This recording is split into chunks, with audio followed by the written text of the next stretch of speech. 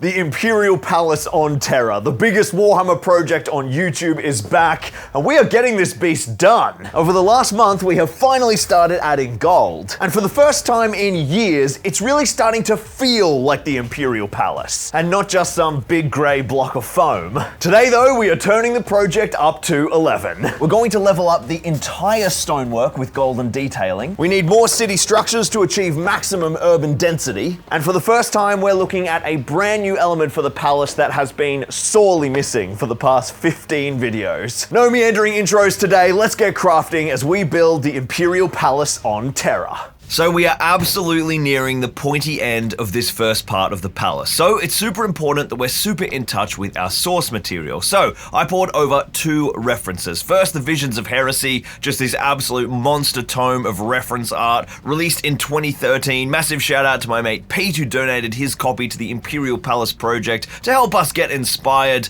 as well as the new series of artwork created for the Siege of Terra novels. So the palace so far is like a really good skeleton, a great foundation of fortifications, but it's the shapes and forms and details that are built on top of these fortifications that give the palace its unique identity. We already started bringing some of these shapes to the lower spire, and this is totally working, but as you guys pointed out in the comments, we need more layers. Statues, cabling, weapons, more details. But before we do finish leveling up the spire, I want to banish these big blocks of grey. I want some gold everywhere on the palace, so that's where we're going to start first. So I fired up the 3D printers and started slamming out a bunch more half pillars. If you missed the last couple of episodes, these 3D files are actually prototypes from my own upcoming Kickstarter, Zorp Sector Rome, and we have taken the core building components of the Romanesque sci-fi structures, the pillars, the arches, and the wall panels, and sliced them in half in Blender to make mountable decorative details that we can glue straight onto the foam walls of the palace. It's been a brilliant way to decorate the palace and also test out the printability of our new designs as the Kickstarter comes together. With the new details primed in a mottled brassy gold and added to the arches and walls from the last episode, it's time to start layering these details, starting first with the worst offender of flat, boring stonework, the wall directly next to the gatehouse. As I began to layer details onto this wall and then continue around the entire lower wall, I developed a bit of kind of consistent design language, a series of linked arches mounts directly beneath the battlements, and then transitions into layers of pillars down towards the chamfered stone that transitions to the trench wall. On the gatehouse and some other kind of key areas, I varied this a little bit with some accent pieces and some other arches and wall panels. For the time being, I've kept the gold layers just to this upper battlement and haven't yet decided if these details should continue down into the trenches. Maybe that's more of like an industrial, less ornate space. I'm not sure. What do you guys think? So this is looking awesome. The big grey blocks of stone are getting banished beneath layers of golden detail. There's a lot more to do over on this side, up on the tops of the spire, more layers, but I just ran out of my archway pieces, so I've got a bunch more of those printing, but while those are finishing off, we're going to touch on a part of the Imperial Palace that we haven't looked at all over the last 15 videos. What would a Siege of Terra diorama be without the armies? And boy oh boy were there a lot of forces in the final battle for humanity's soul. Almost all the Space Marine legions were present in some way, with 11 legions in the battle in huge numbers, then a monstrous amount of Imperial army and traitor militia, the Custodes, the Sisters of Silence, demons, and mutants. The numbers are just mind-boggling. So, we're going to start by looking at what I have already. These are my World Eaters, probably my most precious Warhammer army, sitting at around 5,000 points of stunning, display quality painted minis by Dom Santilli. Big shout out to Dom. Now these are the classic blue and white World Eaters scheme, which is a little problematic for the Siege of Terra, as by this point in the timeline, significant parts of the World Eaters had started shifting to their new Khorne-inspired scheme of brass and red, but the army colors were very much in a state of transition, so we can still totally use these, especially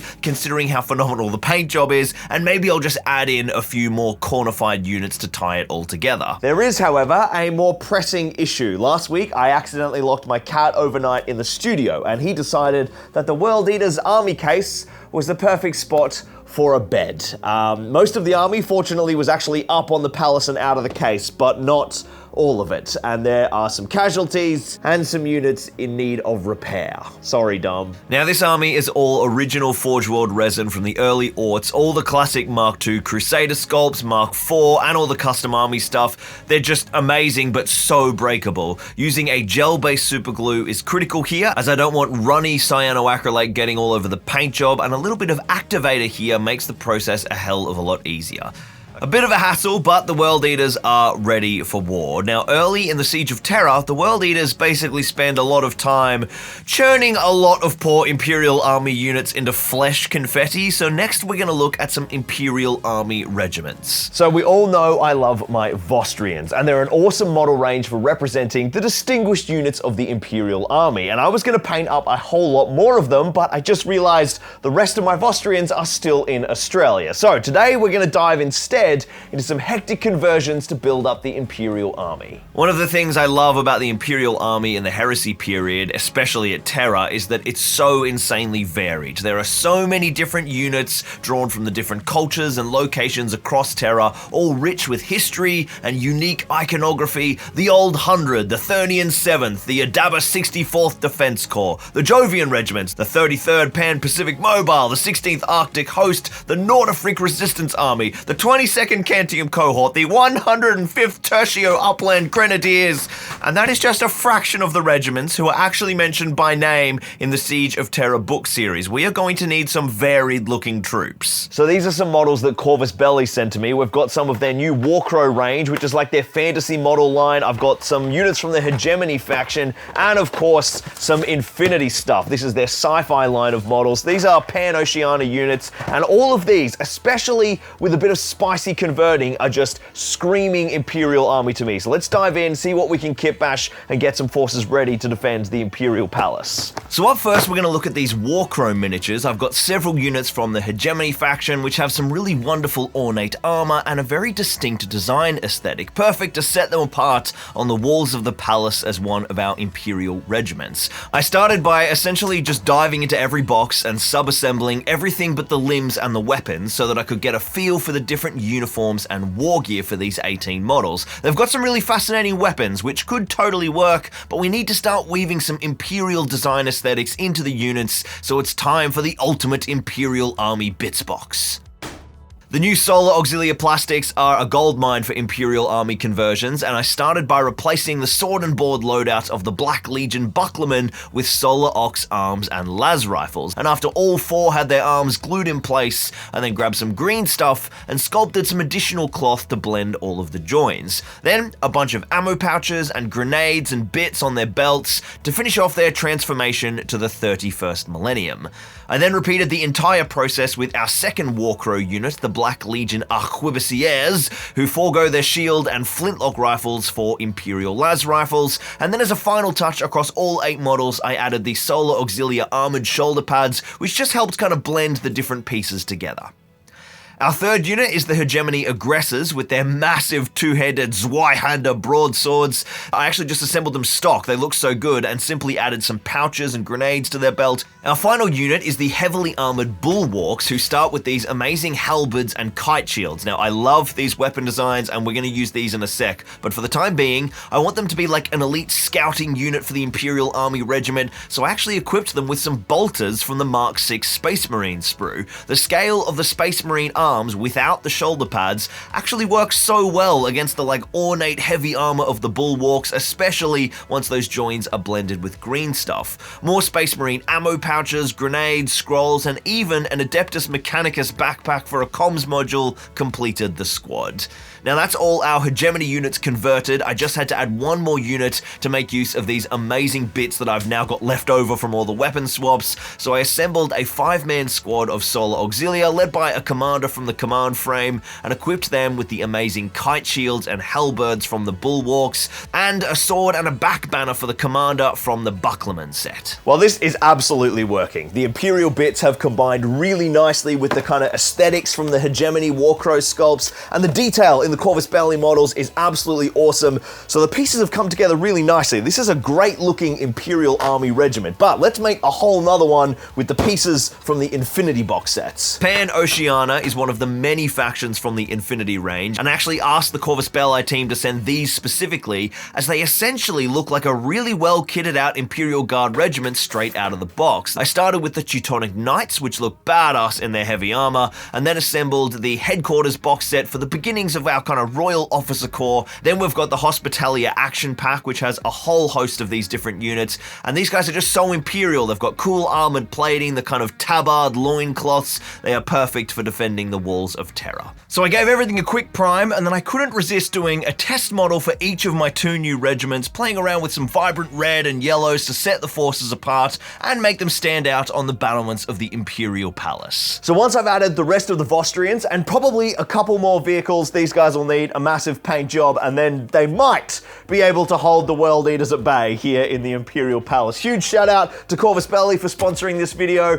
Look, their model range is absolutely amazing, and it is so much fun adding miniatures from different miniature ranges to your army. You get so much flavor, especially in a big army like this. Also, just mad respect for them being totally fine with me kit bashing their models with Games Workshop parts in a video that they sponsored. What an awesome company. I've got all their stuff linked down in the description, so go and check out their awesome miniatures. With the armies well on the way, it's time to lead back to the palace itself, but before we can start work on some more buildings for the streets, we need the gold finished, and with even more golden gribblies fresh off the printer, I left first over to the other gatehouse and got it matching our first gatehouse, apart from all the missing weapons, but don't panic, they are coming soon. Then I fell in love with some extra pillar detail at the base of the bastions, which I then capped off with the last of the mini flying buttresses from the epic scale scenery sets. Then the very top of the spire feels a bit neglected, so I brought it down to a much more workable height than up there in the ceiling and started adding a heap of golden column details to all of the lovely stone flying buttresses. I varied the pillars from the Kickstarter designs, but kept the pattern change consistent around the spire, layering pillar detail in behind the buttresses on those main columns just to keep breaking up all of that large grey stonework, semi-assembling the whole upper spire on my workbench to make sure that I had the columns aligning in the right spot. Then I reassembled the now gilded spire and sat back to admire my work. And wow, this beast is really starting to come to life. I think that's probably enough of that golden pillar arch detail, but to finally finish that detailing, the next stage has got to be statues in gold, more weapons and cabling. But I'm really enjoying leveling up the city as a whole now as we approach the finish line for the Imperial Palace. So first, we're going to jump back to the city buildings for the palace streets. Now we want these streets and this lower city sector densely packed, claustrophobic, which means we need a lot of structures and a lot of variety. And in our last video, we had a little sneak peek at the first couple of buildings from Zorp Sector Rome, which is my very own sci-fi Rome STL scenery set. But over the last few weeks, we have been busy little bees here at Zorpazorp knocking out the next prototypes for our next 2 structures. So far, you guys have only seen the Civis Tower, the first building from Zorp Sector Rome, which is here combined in a bunch of different modular layouts, but this is our second and third buildings, the Comms Tower and the Mortuary. So we started simple. The Civis Tower is essentially a small square, but with each building we add to the city, we're getting more and more complex with the design work. The Mortuary is still a square footprint, but it features a bunch of extra kind of design features, some cutaway corners, and some different placements for our walkways. Then the Comms Tower brings in our first bit of cylindrical design language. And with this removable top, there's like some real scope to do different modular options on the top of the tower. What do you guys think we should do? Maybe like a landing pad or some turrets or something? So before we experiment with designing some layouts for the city with these newer pieces, we really need to get some paint down. So first up, a big prime all over our many modular parts in dark grey, before that top-down zenithal in light grey. And this zenithal is really important, especially on the inner textures, as this grey will become our concrete base coat for a lot of our grey details.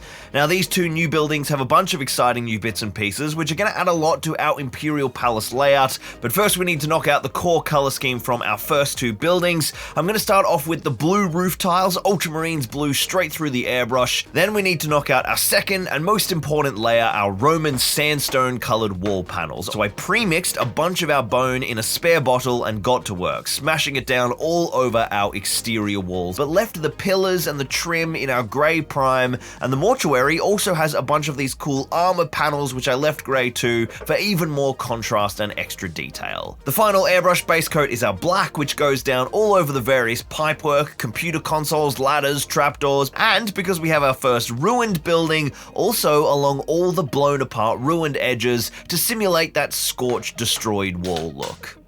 Then it's our metallic detailing time with a combination of silver, gold, and brass. Silver goes down over all those black bits, accenting various components. Gold goes down mostly on skulls and Roman eagles and some trim and embossed text around the door frames. And then brass for all of the cross-hatched metal detail on our floor tiles. We have our very first ruin, which has a bunch of new components and bits and pieces to paint, as well as some special details here for the mortuary, which need some special attention. In our lore for Zorp Sector Rome, the heavily augmented soldiers who become injured when fighting for the new Roman Empire are placed in stasis pods in the specialized facilities known as the mortuary. They have their organic components healed and all their bionics repaired. The tech lichens of the mortuary aspire to make the legion of the Roman Imperium live forever, hence Immortalis inscribed above the doorways. But if a soldier's injuries are too severe, their organics and bionics are salvaged for the forging of new soldiers. So these mortuary centers are sort of like part hospital, part mechanic, part morgue, part laboratory. There'll be a bunch of these pods available in the Kickstarter as scatter terrain as well, so we can make these buildings a lot more blinged up. And for the Imperial Palace, these mortuaries could be medical centers for the Imperial Army or the Space Marines, or maybe even these stasis pods could count as dreadnought sarcophagi.